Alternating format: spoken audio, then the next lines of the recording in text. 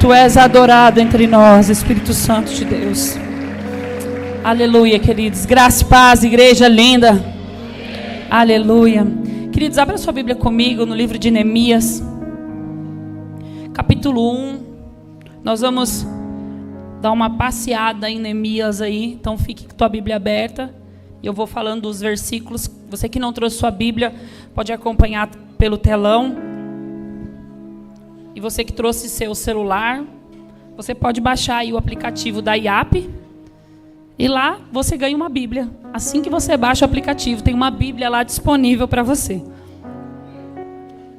Livro de Neemias, capítulo 1, verso 1, diz assim: Palavras de Neemias, filho de Acalias, no mês de Quiliseu, no 20º ano, quando eu estava na cidade de Susã. Veio Hanani, um dos meus irmãos, com alguns homens de Judá.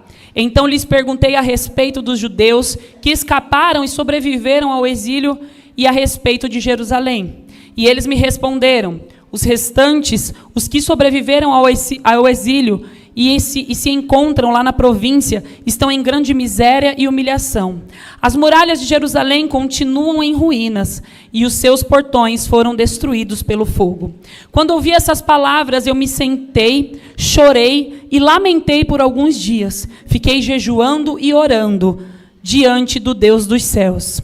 Eu disse: Ah, Senhor, Deus dos céus, Deus grande e temível, que guardas a aliança e a misericórdia para com aqueles que te amam e guardam os teus mandamentos. Versículo 11. Ah, Senhor, estejam atentos os teus ouvidos à oração do teu servo e à oração dos teus servos que se agradam de temor o teu nome. Faze com que o teu servo seja bem-sucedido hoje e encontre misericórdia diante desse homem. Nesse tempo, eu era copeiro do rei. Capítulo 2, verso 2. Então o rei me disse: por que o seu rosto está triste? Se você não está doente, isso tem de ser tristeza do coração. Então fiquei com muito medo e lhe respondi: que o rei viva para sempre. Como não estaria triste o meu rosto se a cidade onde estão sepultados meus pais está em ruínas e os seus portões foram queimados? O rei me disse: o que você me pede agora? Então orei ao Deus dos céus e disse ao rei: se for do agrado do rei e se este seu servo encontrou favor em sua presença, peço que o rei me envie a Judá, a cidade onde estão os túmulos dos meus pais, para que eu a reconstrua.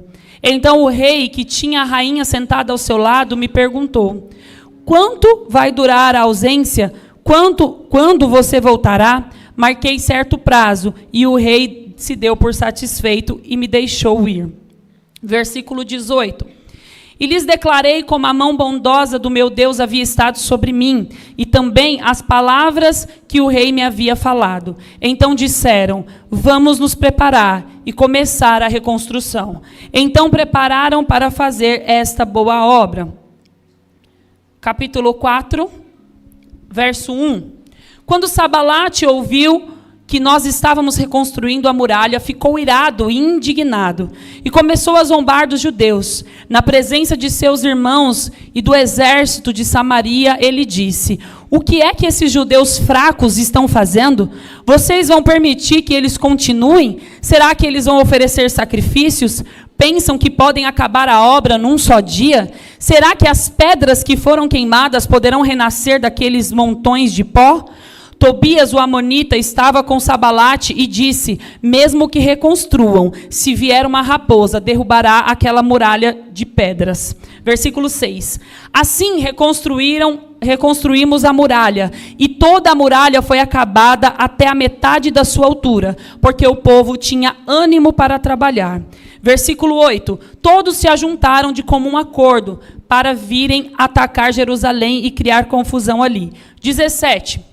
Que reconstrua a muralha, os carregadores que por si mesmo tomavam as cargas, cada um com uma das mãos fazia a obra e com a outra segurava a arma, ou em algumas traduções, a espada. Capítulo 6, verso 1. Quando Sabalate, Tobias, Gesem, o Arabe, e o resto dos nossos inimigos ouviram que eu tinha reconstruído a muralha e que nela já não havia brecha nenhuma, ainda que até esse tempo eu ainda não tivesse colocado os portões no seu lugar, Sabalate e Gesem mandaram dizer a mim: venha, vamos nos encontrar numa das aldeias do vale de Ono. Na verdade, o que eles queriam era me fazer mal. Por isso, enviei-lhes mensageiros para dizer: estou fazendo uma grande obra e não posso descer até aí, porque devo parar a obra e ir me encontrar com vocês? 4 vezes eles fizeram o mesmo pedido, mas eu lhes dei sempre a mesma resposta. Então Sabalate me enviou pela 5ª vez o seu servo, que trazia na mão uma carta aberta. Nela estava escrito o seguinte: entre os gentios se ouviu, e Gesem também está dizendo, que você e os judeus estão querendo se rebelar, e que por isso você está reconstruindo a muralha. Também, segundo se diz, você quer ser o rei deles. E pôs alguns profetas para falarem a respeito de você em Jerusalém, dizendo: ele é o rei de Judá. Ora, isso certamente vai chegar aos ouvidos do rei. Portanto, vem agora e vamos em conjunto conversar a respeito disso. Mandei dizer-lhe: nada disso que você está dizendo aconteceu. Você está inventando tudo. O que todos eles queriam era nos amedrontar. Eles diziam: as mãos deles largarão a obra e ela não será concluída. Agora, pois, ó Deus, fortalece as minhas mãos. Quando fui à casa de Semaías, filho de Delais, filho de Meutabel, que estava impedindo de sair de casa, ele me disse: vamos nos encontrar na casa de Deus, dentro do templo. Vamos fechar as portas do templo, porque virão matar você. De noite eles virão matar você. Porém eu disse: você acha que um homem como eu fugiria? Alguém como eu entraria no templo para salvar a vida? De maneira nenhuma entrarei. Então percebi que não era Deus que o tinha enviado, mas que ele falou tal profecia contra mim, porque Tobias e Sabalate o haviam subornado. Para isso o subornaram, para me amedrontar, e para que, fazendo isso, eu viesse a pecar, para que pudesse atacar a minha reputação e me afrontar. Lembra-te, meu Deus, de Tobias e Sabalate, segundo as coisas que fizeram, e também da profetisa Noadia e dos outros profetas que amedrontar. A construção da muralha foi terminada do mês de Elul, em 52 dias. Quando todos os nossos inimigos ouviram isso, todos os gentios à nossa volta temeram e decaíram muito no seu próprio conceito. Sobre o que aconteceu com Neemias, Deus me entregou essa palavra e é uma palavra de ação. É uma palavra de reconstrução. O tema dessa palavra é: vamos começar a reconstrução. E aqui eu quero que você entenda que existem várias. Às vezes não é só um templo, como nós agora acabamos de locar o espaço aqui para fazer a IAP Teens e a IAP Kids, e vamos começar uma construção naquele lugar. Ali é uma construção física e nós cremos que vai acontecer algo extraordinário lá e nós vamos nos levantar para essa reconstrução. Mas às vezes uma reconstrução pode ser algo em especial na sua vida, na sua família, na sua casa. Aqui nós lemos a história de Neemias, que Neemias ele estava num cativeiro babilônico, ele estava ali como um judeu, ele estava como um escravo, trabalhando como um copeiro do rei naquele tempo. Ele servia o vinho para o rei daquele tempo, ele era alguém que estava ali trabalhando, mas chega o seu irmão, chega alguns homens e Neemias pergunta para eles como estão aqueles que são nossos irmãos, como estão aqueles que vieram do exílio, como eles estão, como está Jerusalém, e eles dão um recado para Neemias de que Jerusalém está destruída, de que os portões foram derrubados, de que os muros foram derrubados. A Babilônia invadiu Jerusalém, trouxe os judeus como cativo, e tudo estava ruim. Eles disseram: eles estão na miséria, eles estão passando por humilhação. E a Bíblia diz que Neemias recebe aquela notícia e ele se entristece com aquela notícia. Ele se entristece e a primeira coisa que Neemias faz não é ir para o Instagram, não é ir para as redes sociais. Neemias ele não espalha a tristeza dele, contando para as pessoas o que ele estava sentindo. Neemias, a Bíblia diz que Neemias vai orar e vai falar com Deus. A Bíblia diz que ele se senta e começa a falar com Deus e começa a dizer a Deus que ele está triste. Ele começa a orar e jejuar. A primeira coisa que eu quero te dizer nessa noite, você precisa aprender a orar e a jejuar pelas causas da sua vida, pelas causas que aparecem diante de você. O que aconteceu com Neemias diante dessa situação é que talvez ele poderia dizer: eu estou confortável aqui como um copeiro do rei, eu estou em uma boa posição, eu sou bem tratado pelo rei, eu estou perto do rei, estou fazendo algo que eu sei fazer muito bem, que é servir o vinho ao rei. Eu não vou me preocupar com o que está acontecendo em Jerusalém, com quem ficou para trás, mas a Bíblia diz que Neemias sentiu um pesar por aquilo que estava acontecendo em Jerusalém. Deixa eu te dizer algo, você só vai assumir uma causa, você só vai começar a reconstruir quando você começar a sentir dor, quando você sentir um pesar por tal situação. Pastor, eu odeio o aborto, mas você sente um pesar por isso? Porque se você sente, então Deus vai te levantar para reconstruir, para trazer de volta os princípios divinos que foram quebrados. Para nós pegarmos uma causa para nós precisamos sentir um pesar. Neemias se entristece, ele chora, ele jejua, ele pede misericórdia para Deus. Não dá para começar algo, querido, sem orar. Não dá para começar algo sem nós jejuarmos. Não dá para começar algo sem nós pedirmos estratégias para Deus de como fazer. Neemias não vai espalhar para o povo, Neemias não vai juntar um bolinho de gente e vai falar o que nós vamos fazer agora. Neemias vai diante de Deus, jejua, ora e fica dias assim, pedindo misericórdia a Deus. Por quê? Porque Deus é quem dá a instrução, Deus é quem vai dar o direcionamento, Deus é quem vai dar o modo e o meio de como ser feito. Quando há algo na sua vida que você precisa fazer, o primeiro passo é buscar a Deus em oração. O primeiro passo é jejuar e orar a Deus. Uma vez, pastora, não, 2, 3, quantas vezes for necessário. Neemias ficou alguns dias orando a Deus, porque Deus é quem tinha estratégia para entregar para ele. Deixa eu te dizer algo, sem estratégia você não vai reformar nada. Sem uma estratégia, sem um planejamento, não tem reconstrução, não tem reforma, não tem sonho concluído, não tem projeto para viver. Se você não tiver um planejamento, se você não tiver uma estratégia, não dá. É como um arquiteto, você pega uma casa. Nós já fizemos isso, nós já pegamos casa para morar e começamos a construir a casa, mas o Jonatas não é arquiteto, eu não sou arquiteta. Nós temos o sonho da casa, não tem um planejamento, porque nós não sabemos como fazer, então nós aprendemos com isso. Quando nós tivemos o nosso apartamento próprio, nós procuramos quem? Uma arquiteta, para fazer o projeto, porque ela sabe como fazer. Ela vai dar o direcionamento certo. Ela pesquisa quais são os lugares mais em conta para você comprar. Você não vai gastar à toa. Você não vai perder dinheiro. Você não vai perder investimento. Quando você consulta a Deus, Deus vai te dar a estratégia de como traçar um plano para você reconstruir aquilo que foi quebrado, aquilo que foi roubado, aquilo que foi derrubado. Ele ora e jejua. Deixa eu dizer algo para você. Reformar sem estratégia é um fracasso. Não vai sem estratégia. Não vai se Deus não te mandou ir. Não faça se Deus não te mandou fazer. Não entre nos lugares que Deus não te mandou entrar. Não acesse as guerras que Deus não te mandou entrar e lutar nesse tempo. Não faça isso, porque o fracasso ele está logo adiante, logo depois. Se nós fazemos coisas sem uma autorização de Deus. Neemias poderia ter juntado um bolo de gente e dito assim, juntado os judeus e falado assim, vamos lá, gente, isso não pode ficar assim, vamos lá reconstruir os muros de Jerusalém. Mas Neemias é inteligente, ele primeiro ora a Deus.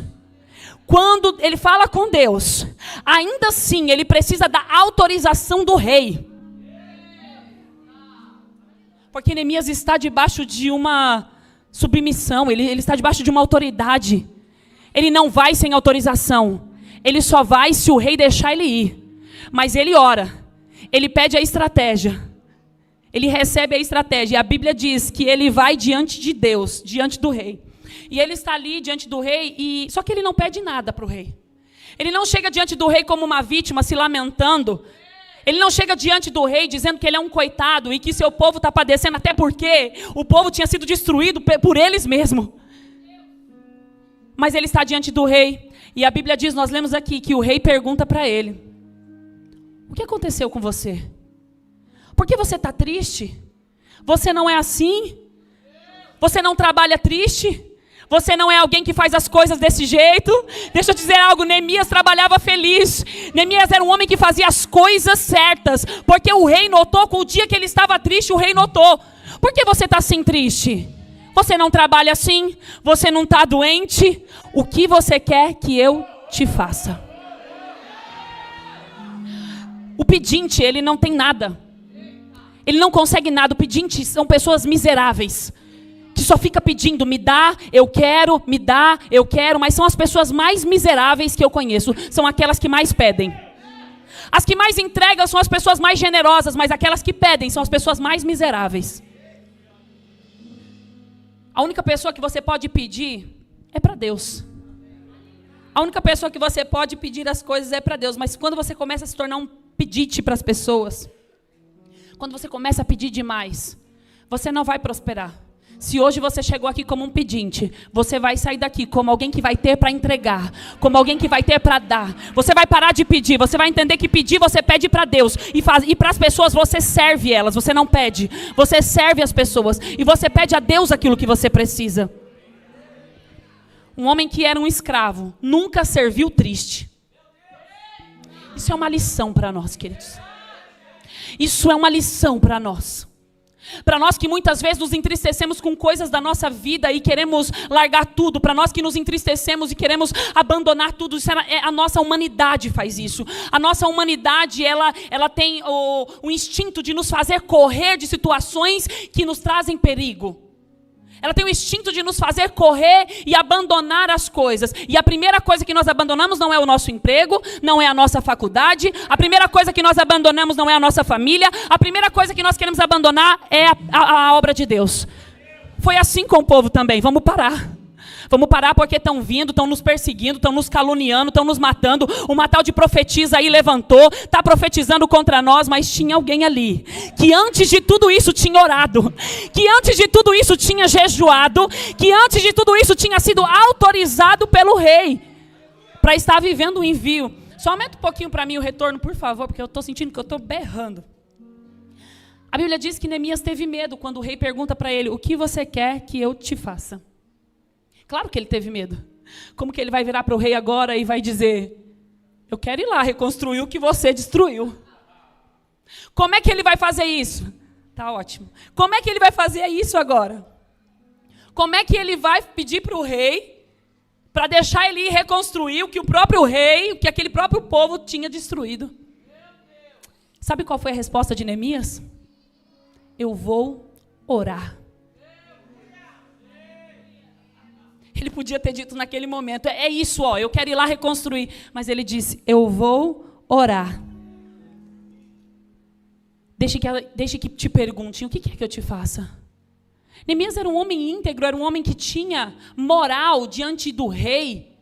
Porque senão o rei não teria falado isso para ele, não teria perguntado para ele. É só mais um escravo, é só mais um copeiro, é só mais um garçom que está aqui servindo e está com essa cara triste. Mas não, Neemias não era um homem triste, Neemias não vivia como um homem triste. Neemias não era um escravo triste, Neemias não reclamava da sua vida, Neemias não reclamava da sua postura, Neemias não reclamava do que havia, da sua posição, Neemias não reclamava daquilo que havia acontecido em Jerusalém. Neemias trabalhava feliz e o dia que ele estava triste, ele foi notado pelo rei. E a resposta dele, quando o rei pergunta o que ele quer, ele diz, eu vou orar. A chave está na oração. E aí Neemias, depois de orar, fala com ele. Ele diz para ele, se você acha que te servi bem até hoje, me permita que eu vá lá reconstruir. Ele usa uma estratégia, você entendeu?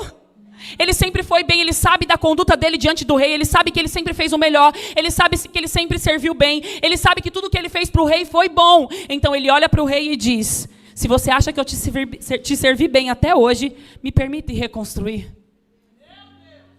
Me permite reconstruir o muro. O rei, a Bíblia diz que o rei liberou ele. E mais do que liberar ele, a Bíblia diz que o rei deu recursos para ele, para que ele pudesse fazer a reconstrução. Deixa eu te dizer algo, o mesmo povo que havia derrubado aqueles muros, o mesmo povo que havia destruído Jerusalém, era o mesmo que agora estava entregando madeira, material e autorização e dizendo, vai lá, Neemias, pode reconstruir, eu estou te autorizando agora. Deixa eu dizer algo para você, queridos, nós estamos em uma quarta profética e o ambiente tem que ser profético. Deixa eu te dizer algo, algo. Deus nos chamou para reconstrução. Deus nos chamou para reconstruir as coisas que foram deturpadas, que foram quebradas dentro de nós, fora, na nossa nação, na nossa cidade. Deus te chamou para um tempo como esse, para um tempo de reconstrução. E nessa noite, Deus está nos autorizando a começar a reconstruir. Nessa noite, Deus está nos liberando para essa reconstrução. Eu sinto no meu espírito, eu sinto isso, apóstolo, que Deus nos entregou aquele espaço, porque nós estamos vivendo em um tempo de reconstrução. Eu sinto isso no meu espírito, que aquele lado é só o começo do que Deus vai fazer.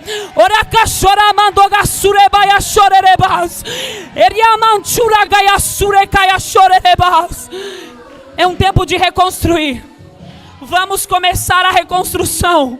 Vamos começar a reconstrução. Você tem que saber como pedir. A palavra de Deus em Tiago vai dizer que nós pedimos e não recebemos porque pedimos mal. Sabe por quê? Porque não ora antes de pedir. Porque não sabe como pedir. Porque sai com as emoções feridas, com as emoções sacudidas. Deixa as emoções dominar e sai desesperado, tomando decisões precipitadas, fazendo aquilo que a sua vontade quer, fazendo aquilo que as suas emoções quer, fazendo aquilo que a sua alma quer. E até quando você vai deixar ser guiado pelas suas emoções? Até quando você vai ser a vítima da história? Até quando você vai sair da posição de vítima, de me destruíram, de me danificaram, de me abusaram, de me perseguiram, de me caluniaram, para a posição de eu vou reconstruir? Deus me chamou para reconstruir. Ah, pastora, mas você não conhece minha história. Se você está aqui hoje, então Deus te chamou para isso, porque a minha oração hoje à tarde foi: Deus, traz aqueles que vão reconstruir. Traz aqueles que vão reconstruir. Leva lá para a igreja. Traz para a quarta profética aqueles que vão reconstruir.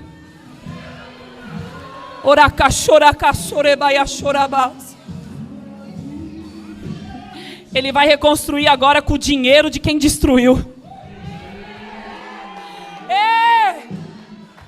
Deus está levantando pessoas no meio de nós, queridos.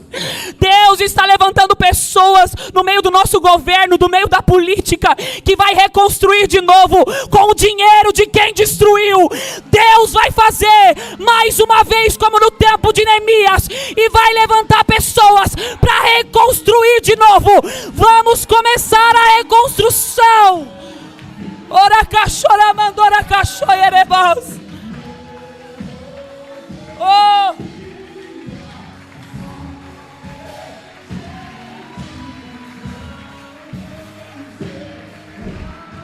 Eu não sei se eu estou sozinha nisso, porque quando eu ouvi essa palavra, quando eu li essa palavra, o meu coração queimava, e eu dizia: Deus, me perdoa por todas as vezes que eu quis desistir. Eu disse: Deus, me perdoa por todas as vezes que as pessoas se levantaram contra mim, e eu disse que eu não aguentava mais. Eu disse: Deus, me perdoa por todas as vezes que eu parar, e obrigado porque a tua mão forte e poderosa nunca me deixou desistir. E conforme eu ia lendo, e conforme eu ia vendo a conduta de Neemias, eu li 2 vezes esse livro hoje, o meu coração queimava, pastor. Eu começava a lembrar de cada um aqui dessa casa.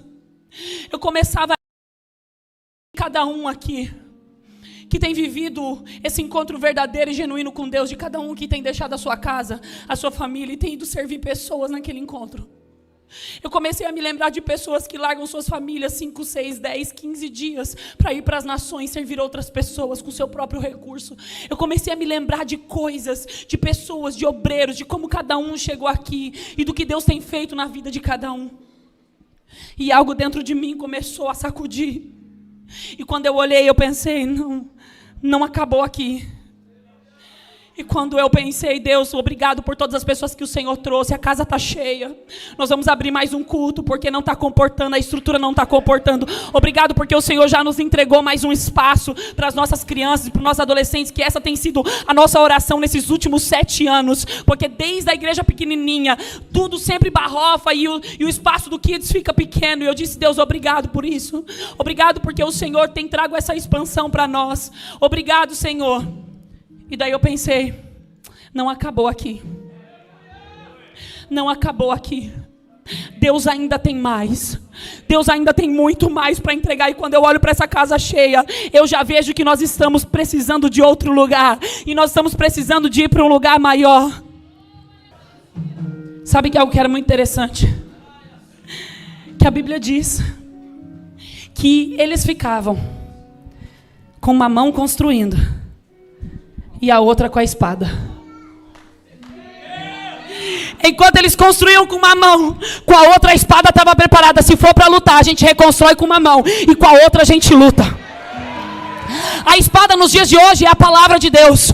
Com uma mão eu reconstruo, mas com a outra eu estou aqui. A palavra de Deus diz que bem-aventurado o homem que não se assenta ao conselho dos ímpios, não se detém no caminho dos pecadores, não se assenta à roda dos escarnecedores, mas antes tem o seu prazer na lei do Senhor, e na sua lei medita de dia e de noite, pois será plantado como uma árvore junto a ribeiros d'água, que dá o seu fruto na estação própria, e tudo o que fizer, eu vou repetir, você vai dizer, e tudo o que fizer.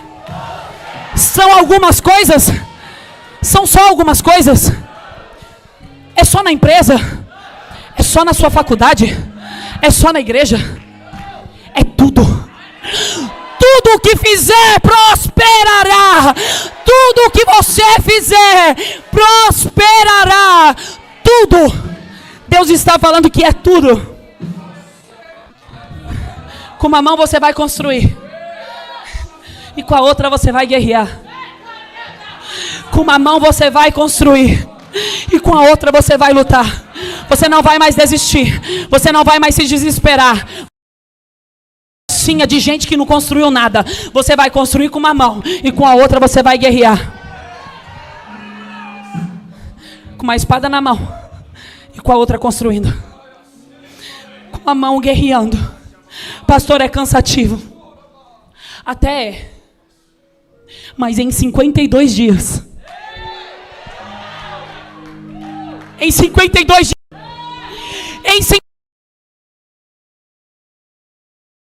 Porque tudo aquilo que você começar a reconstruir tem que terminar.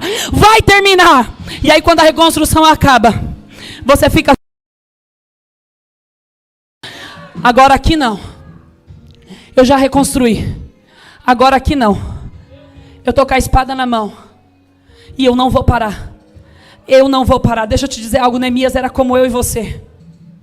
Ele era um cara que, quando nós lemos aqui, um cara de limitações, de incertezas, de insegurança. Ele disse, ele mesmo diz aqui, eu senti medo quando o rei me perguntou o que ele queria que eu fizesse. Você pode sentir medo, mas o medo não pode te paralisar. Você pode sentir vontade de desistir, mas não pode desistir. O medo é do ser, é natural. Mas ele não pode te paralisar. O que você vai fazer para entrar para a história? Porque Neemias entrou para a história. Quando ele reconstruiu. Ele era um homem cheio de limitações, mas quando chegou a oportunidade de reconstruir, ele disse, eu acho que Deus me chamou para isso. Não foi para ficar servindo vinho para o rei. Não foi para ficar de garçom aqui, não. Eu acho que Deus me chamou para reconstruir. A decisão é sua, querido. Ou você vai ser garçom o resto da sua vida, ou você diz, Deus me chamou para essa obra, e eu vou entrar nela. Eu vou entrar nela, eu vou acessar essa obra. Ou você fica como garçom a vida inteira, ou você fica como copeiro a vida inteira, ou você vai para a obra que Deus está te chamando para reconstruir. Neemias estava fazendo algo que ninguém queria fazer. Ele não tinha recursos e nem possibilidades para isso. Mas Deus preparou todas as coisas para que ele pudesse reconstruir. Deus vai te entregar os recursos. Não, você não entendeu. Deus vai te entregar os recursos. Deus vai te entregar as pessoas. Porque Neemias não reconstruiu sozinho. Neemias foi um líder. Um líder não é aquele que manda. Um líder não é aquele que impõe. O líder é aquele que atrai. Pegou? O líder é aquele que é um modelo. Neemias era um modelo. Ele não fazia nada sem consultar Deus. Ele não fazia nada na emoção. Neemias não era um pedinte. Neemias não era um oportunista. Neemias não viu vantagem nenhuma para ele em reconstruir o muro, em entrar nessa reconstrução, em acessar essa reforma. Mas porque ele sentia um pesar por uma causa. Porque ele sentia um pesar. Qual a causa que você sente um pesar? De repente é a tua casa mesmo. De repente é a tua família. De repente é o aborto. De repente são mulheres que sofreram abusos. E você foi uma dessas mulheres. De repente é pelos usuários de drogas. Por quem é viciado. Qual a causa que você sente um pesar? Que você sente que é a sua causa. Que você sente que você precisa fazer alguma coisa. Que você precisa reconstruir. Qual é? Talvez isso comece na tua casa. Dentro da sua família. Depois isso expanda para os teus vizinhos. Daqui a pouco você está abraçando uma causa. Quando o projeto Nenhum Bebê Deixado para Trás nasceu, eu sempre me indignava dentro do meu coração. Dizendo, nós dizemos não ao aborto, mas não fazemos nada para aquelas que estão tentando abortar. Eu sentia um pesar por isso. Eu senti um pesar porque durante metade de um dia eu chorei por um aborto. E eu pensava, como pode uma mãe querer abortar? Como pode uma mãe querer matar um filho dentro do ventre? Isso me indigna. Mas eu precisava fazer alguma coisa. E quando eu conheci o No Baby Left Behind lá nos Estados Unidos, eu falei, eu preciso levar isso para o Brasil. Nós precisamos dar uma resposta à causa que nós sentimos dor. Nós precisamos assumir a responsabilidade. Não fique esperando o pastor fazer. Queridos, tem muita gente que chega em nós cheio de projetos maravilhosos, mas não querem pôr a mão na massa. Não querem reconstruir, quer que eu e ele vai. Ó, pastor, eu tenho um projeto, vai lá fazer, é muito fácil. Você ter a ideia e pedir para alguém concluir. Você vai ser o idealizador. E alguém vai pôr a mão na massa para você. Para de terceirizar. Se Deus te entregou, então vai você. Pede uma autorização. Pastor, eu preciso de uma autorização. Vai, meu querido. Vai debaixo dessa unção e reconstrói. Ganha vidas para Jesus. Você precisa sentir. E entrar nessa causa. Reconstrua. Talvez a tua causa hoje seja seu casamento. Talvez essa seja a tua maior causa hoje para reconstruir. E você sinta um pesar porque você não quer que teu casamento acabe. Mas está enfrentando um processo ou dias difíceis. Então essa é a sua reconstrução hoje. Talvez você vai ver um anúncio que nós vamos dar aqui no final do culto sobre o espaço que nós locamos. E você sinta um pesar por essa causa. De dizer, eu preciso ajudar essa obra. Porque é meu filho que vai estudar lá. É o meu filho que vai aprender. Porque é um lugar confortável para o meu filho estar. Talvez você sinta um pesar pelo projeto Nenhum Bebê Deixado para Trás. E você faça uma oferta. Ou você doe as roupas do seu filho, que o seu filho perdeu. Para o projeto. Roupas em bom estado, por favor. Talvez você doe a tua profissão, um dia da tua profissão. Para ensinar aquelas mães. A como inserir elas de novo na sociedade. A como ensinar elas a cuidar dos seus filhos. Você precisa sentir. Se você não sentir, você não vai conseguir pagar o preço. Se você entrar só por entrar. Se você entrar só para fazer alguma coisa ou para provar algo para alguém, não vai dar certo. Nem entra. Nem entra. Ninguém vai reconstruir para você. Ninguém vai reformar para você. É você quem tem que fazer isso. Eu já entrei na casa de pessoas onde eu pensei, meu Deus, preciso ajudar essa pessoa. Ela precisa muito construir a casa dela. É uma casa muito... Não dá para morar aqui, tem goteira. Olha o banheiro, o estado do banheiro. Nós fazíamos o Mulheres de Eclésia na Invasão. E estivemos em algumas casas lá. E eu aprendi com isso, porque nós entramos em uma das casas e eu disse, eu vou abraçar essa causa. Porque eu sinto um pesar por isso. Vamos reconstruir a casa dessa mulher. Ela tem criança na casa, tem mulher grávida na casa. Vamos reconstruir aqui. Juntamos recursos, juntamos o pedreiro lá da IAPSED, o Fernando, juntamos tudo que podíamos e reconstruímos a casa. Mas no dia que eu cheguei para ver a casa pela primeira vez, a louça, os pratos estavam assim, ó, estava cheio de louça em cima da pia. Havia muita sujeira no chão. E para isso não precisa de dinheiro. Para isso não precisa de recursos. Sabe o que aconteceu? Nós construímos a casa, eles não permaneceram na igreja e destruíram a casa. Sabe por quê? Porque eu entrei onde não era para entrar. Porque fiz uma reforma que Deus não me mandou fazer. Aquela reforma quem tinha que fazer era elas, não era eu. Elas tinham que olhar para dentro da casa delas, sentir um pesar por aquela situação. E o máximo que eu poderia fazer é conseguir um emprego para elas, para ajudar nessa reconstrução. Muitas vezes nós entramos em reformas, em situações, em reconstruções de pessoas que Deus não nos mandou entrar. A luta não é sua. Não atrapalha Deus. Às vezes a pessoa está num processo e você vai lá e tira ela do processo que Deus colocou para aperfeiçoar ela, para forjar o caráter, aí você vai lá e tira. Você paga uma conta, você leva a cesta básica todo mês e você vai sustentando a pessoa naquela situação e não deixa Deus fazer na vida dela. Ninguém vai reconstruir para ninguém. Ninguém vai reformar para ninguém. Você tem que reformar. Existem setores na igreja que ajudam pessoas em situações de vulnerabilidade. E esses setores, eles investigam a vida da pessoa se realmente é uma situação de vulnerabilidade que precisa do recurso. E mesmo assim, não é para manter a pessoa na situação. É para ajudar a tirar.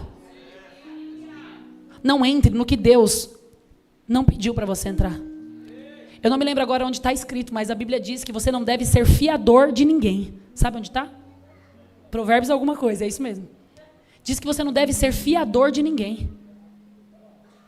Não reforme nada para ninguém. Não reconstrua. Se você puder oferecer um emprego, ajude com o emprego. Se tem alguma situação que precisa, que você vê um estado de vulnerabilidade, encaminhe para os setores da igreja. Mas não assuma isso. Ninguém vai reformar para você. Ninguém vai reconstruir para você. Não se meta no tratamento de Deus na vida de ninguém. Deixa Deus fazer.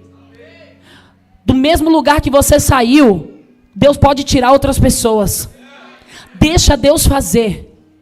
Deixa Deus fazer. Eu sempre dizia muito isso para os meus irmãos.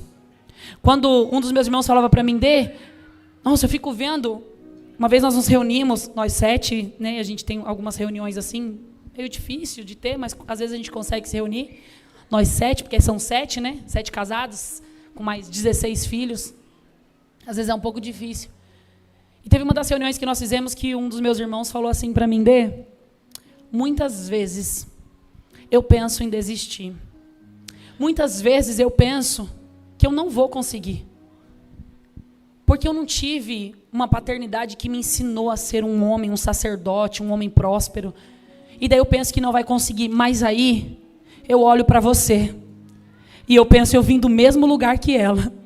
Eu tive o mesmo pai, a mesma mãe. E em Deus eu tenho a mesma oportunidade. Por que é que eu vou me meter na reforma que Deus está fazendo na vida dele? Deus já fez em mim, agora Deus vai fazer nele. Se você ficar fazendo isso, você vai sustentar e vai criar um monte de parasitas.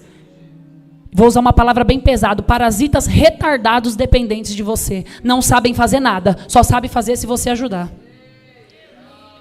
Essa não é a ideia de Deus. A ideia de Deus é que você passe pelos processos. Reconstrua.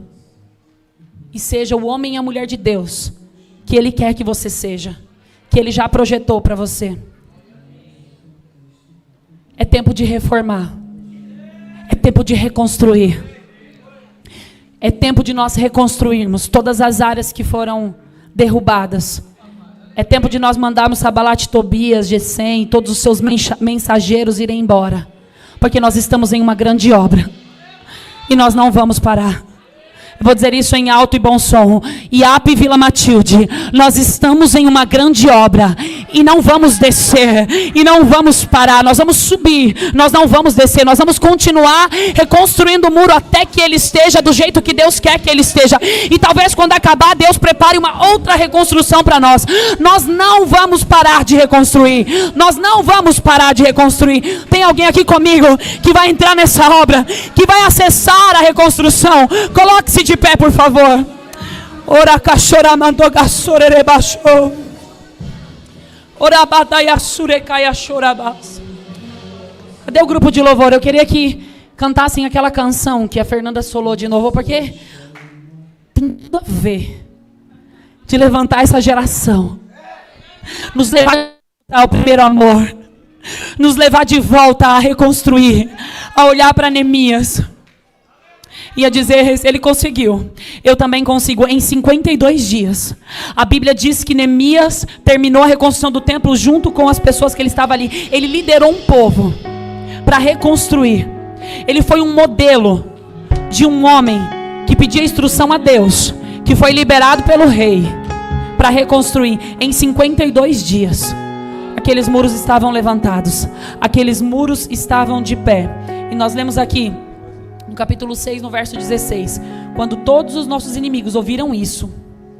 15. A reconstrução da muralha foi terminada aos 25 dias do mês Elo, em 52 dias. Quando todos os nossos inimigos, escute isso, quando todos os nossos inimigos ouviram isso, todos os gentios à nossa volta temeram e decaíram muito no seu próprio conceito. Eles caíram no seu próprio conceito daquilo que eles mesmos acreditavam, porque eles viram quem era Deus, porque eles reconheceram que foi por uma intervenção do nosso Deus que fizemos essa obra. Deixa eu te dizer algo, as pessoas vão olhar para você e vão dizer: foi por uma intervenção de Deus. Porque quando olhavam para Neemias, não tinha possibilidade de Neemias reconstruir o muro. Talvez quando olham para mim e para você, também não vem possibilidade de reconstruir nada. Mas quando nós reconstruímos, vão dizer: foi por uma intervenção. Quando teu casamento estiver restaurado, vão dizer: foi intervenção de Deus. Quando a tua família estiver servindo a Deus, vão dizer: foi uma intervenção de Deus. Quando nós tivermos com a IAP Teens e Kids reformada, construída, com uma escola ali, nós vão dizer: achávamos que eles não iam conseguir, mas caímos no nosso próprio conceito. Foi uma intervenção de Deus. Quando nós estivermos com a escola levantada do IAP Academy, vão dizer: nossa, eu achei que essa escola aí não estava com nada. Foi uma intervenção de Deus. Essa obra aconteceu por causa de uma intervenção divina de Deus. Tudo o que nós reconstruímos na nossa vida e concluímos, acredite, queridos, creiam, foi uma intervenção.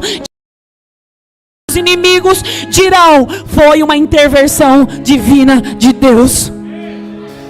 Tudo isso vai acontecer quando, pastora? Quando eu entender que eu estou em uma grande obra e que eu não posso parar. Que Deus me chamou para esse tempo. Deus te chamou para essa geração. Deus está te levantando para pregar as boas novas. Assuma uma causa hoje. Qual é a causa? Qual a causa que você sente dor? Qual a causa que você sente um pesar? Muitos te louvam com lábios e o coração de... Talvez é uma cidade que você sente dor, que você sente um pesar, meu baterista. Você que sente um pesar pela sua cidade, pela tua família que está te esperando, abrace essa causa. É tempo de reconstruir. Abrace essa causa, porque todo aquele lugar, toda a sua casa, toda a sua família será tomada por esse ambiente, por essa glória. E o MIAP será estabelecida lá, para a glória de Deus. Vão dizer: o que ele foi fazer em São Paulo? Você vai dizer: eu fui buscar material para reconstruir na minha cidade. Ora, cachorama, tocaia, sureba, choraba.